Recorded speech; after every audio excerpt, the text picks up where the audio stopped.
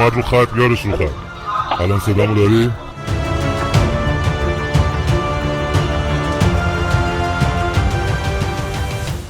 اسرائیل اور ایران کے درمیان امریکی صدر ڈونلڈ ٹرمپ کی ثالثی میں جنگ بالآخر 12 روز کے بعد اپنے اختتام کو پہنچا۔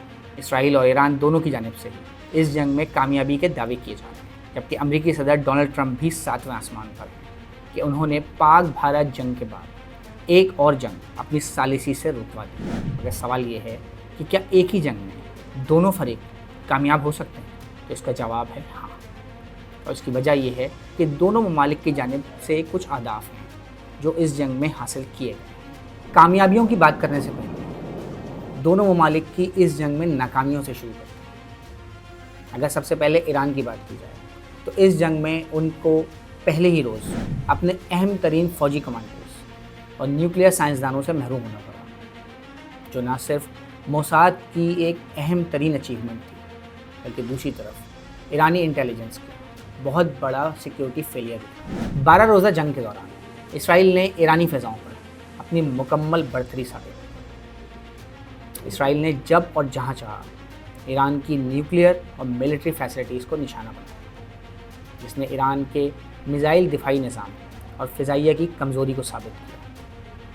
اس جنگ کے دوران ایران ایک بھی اسرائیلی طیارے کو نہیں گرا سکا۔ دوسری جانب اگر اسرائیل کی بات کریں تو اس 12 روزہ جنگ کے دوران اس کے ناقابل تسخیر ہونے اور ناقابل شکست دفاعی نظام کے اوپر بھی سوالات اٹھتے ہیں۔ اس جنگ کے دوران اسرائیل کے شہر حیفا اور تل ابیب پر کوئی روز ایسا نہیں گزرا جب میزائل نہ گرے اور لوگوں کو بھاگ کر بنکر میں پناہ نہ لینی پڑی۔ اس جنگ کے دوران اسرائیلی میڈیا کے مطابق تقریباً 2 درجن سے زائد اسرائیلی شہری اپنی جانوں سے ہاتھ دھو گئے تھے، جبکہ 3000 سے زائد زخمی ہوئے۔ خود امریکی صدر ڈونلڈ ٹرمپ نے کہا کہ اس جنگ کے آخری ایام اسرائیل پر بہت بھاری گزرے۔ Israel got hit very hard, especially the last couple of days. Israel was hit really hard. Those ballistic missiles, boy, they took out a lot of buildings. یہ اعتراف نہ صرف اسرائیل کے ناقابل تسخیر ہونے کے دعوے کی نفی کرتا ہے، بلکہ اس کے مشرق وسطیٰ میں ایک سپر پاور کے طور پر ابھرنے کی راہ میں بھی رکاوٹ ہے۔ اسرائیل کو اس جنگ کے دوران 7 اکتوبر 2023 سے شروع ہونے والی غزہ جنگ سے زیادہ نقصان ہوا ہے۔ اسرائیلی ذرائع ابلاغ کے مطابق جنگ کے دوران ہونے والے گھروں پر حملوں کی وجہ سے تقریباً 40,000 سے زائد پراپرٹی انشورنس کلیمز داخل کیے گئے، جن کی مالیت $1.32 ارب ہے۔ اسرائیلی حکام کے مطابق تقریباً 500 بیلسٹک میزائلز ایران نے فائر کی ہیں، جس میں سے 31 اسرائیل میں شہری آبادی پر گرے ہیں، جبکہ 1000 ایرانی ڈرونز کے مقابلے میں صرف ایک ڈرون اسرائیلی آبادی پر گرا ہے۔ اسرائیلی دفاعی نظام کی جانب سے ایرانی ڈرونز یا میزائل کو روکنے کے لیے جو میزائل فائر کیے جاتے ہیں ان کی کم از کم قیمت $80,000 سے $30 لاکھ تک ہے، اور اگر انہوں نے ایران کے تقریباً 1500 میزائل اور ڈرونز کو ناکام کیا تو اس کے لیے کم از کم 1500 دفاعی نظام کے میزائل فائر کیے گئے۔ اب آپ خود ہی اندازہ لگائیں کہ 1500 میزائلوں اور ڈرونز کو روکنے کے لیے کتنے میزائلز فائر کیے گئے ہیں۔ اگر اس کا کم از کم تخمینہ بھی لگایا جائے تو یہ $120 ملین بنتا ہے۔ اگر کامیابیوں کی بات کی جائے تو اسرائیل نے پہلی بار ایران پر براہ راست حملہ کیا ہے اور اس کی نیوکلیئر اور ملٹری فیسلٹیز کو نشانہ بنایا۔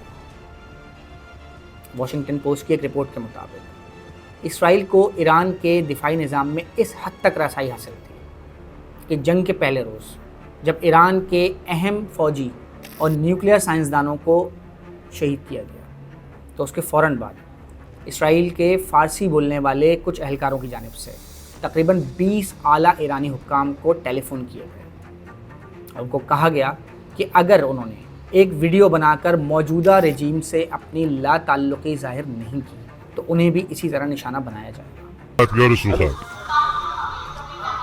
الان صدامو داری؟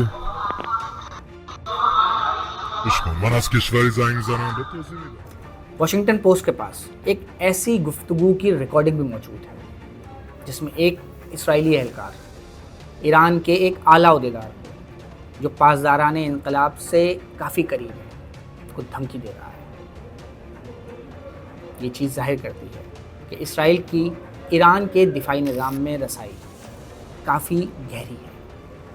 دوسری طرف اگر ایران کی بات کریں تو اس جنگ میں اسے کافی نقصان اٹھانا پڑا ہے، مگر جنگ کے اختتام پر وہ ایک ایسے ملک کے طور پر سامنے آیا ہے جو خطے میں اسرائیلی بالادستی کو چیلنج کر سکتا ہے، اور یہ اسے خطے کے دوسرے عرب ممالک کے مقابلے میں فوقیت دیتا ہے۔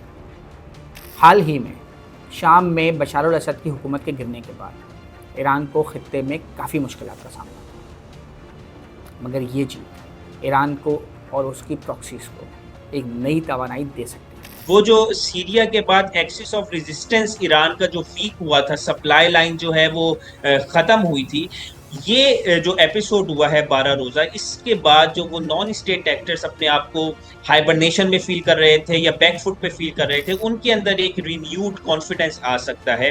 سپلائی لائن کا تو ابھی بھی ایشو ہے، لیکن میرا خیال سے اب وہ انڈیویجول اینٹیٹی کے طور پہ آپریٹ کر سکتے ہیں، جس میں ایران کی پولیٹیکل ڈپلومیٹک یا کسی حد تک ملٹری سپورٹ بھی شاید شامل ہو، کوئی الٹرنیٹیو روٹ جو ہے وہ دیکھ لیں۔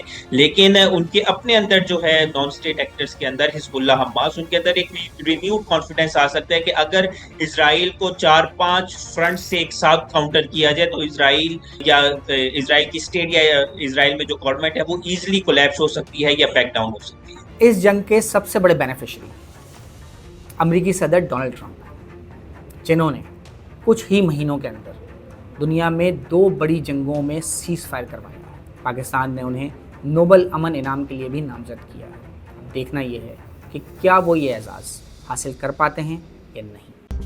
مزید نیوز اپ ڈیٹس اور ڈیجیٹل سٹوریز کے لیے سبسکرائب کریں ڈان نیوز پاکستان۔